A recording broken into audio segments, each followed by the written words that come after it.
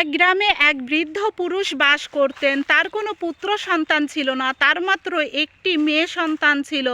সে পুরুষটা ভাবলো কখন হয়তো আল্লাহর ডাকে সাড়া দিয়ে এই পৃথিবীর মায়া ত্যাগ করে সে হয়তো বা কখন চলে যাবে সেটা কেউ জানে না।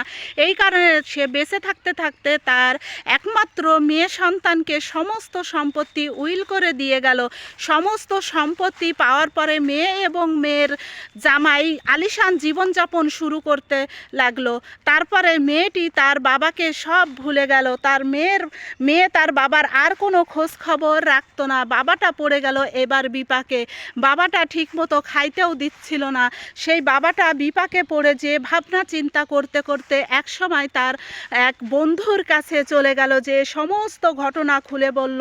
তার বন্ধু ছিল অনেক বড়লোক। সেই বড়লোক বন্ধুর কাছ থেকে সে 10,000 স্বর্ণ মুদ্রা ধার চেয়ে নিয়ে আসলো। নিয়ে এসে একদিন বৃদ্ধ লোকটা তার মেয়েকে এবং মেয়ের জামাইকে ডাকলো, তার ঘরে ডেকে তাকে দেখালো, এই দেখো 10,000 স্বর্ণ মুদ্রা আমার কাছে, এই দেখো এরকম 10টা জ্বালা, এই 10 জ্বালা স্বর্ণ মুদ্রা আমার কাছে রয়েছে, এখনও আমার কাছে রয়েছে।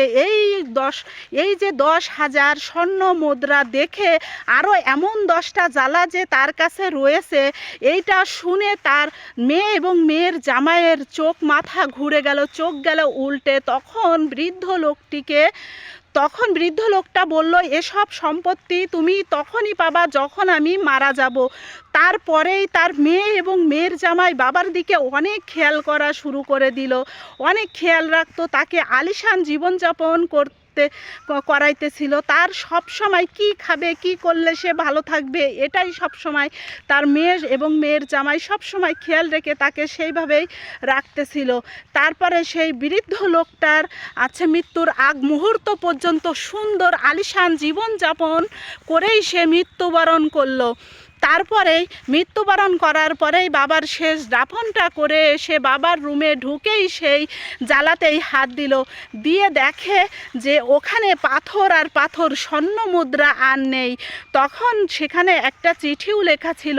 সেই চিঠিতে লেখা ছিল, এরকম স্বর্ণ মুদ্রা আমার কাছে কিছুই নেই। আমি মৃত্যুর আগে আমার যত সম্পত্তি ছিল সব কিছুই তো তোমার নামে আমি উইল করে দিয়েছিলাম। আমার কাছে কোনো অবশিষ্ট কোনো সম্পত্তি ছিল না, কোনো কিছুই আমার কাছে ছিল না। তাই আমি এই পাথরগুলো, এই স্বর্ণ মুদ্রাগুলো তোমাকে আমি দেখিয়েছিলাম, আমার বন্ধুর স্বর্ণ মুদ্রা নিয়ে এসে তোমাদেরকে দেখিয়েছিলাম।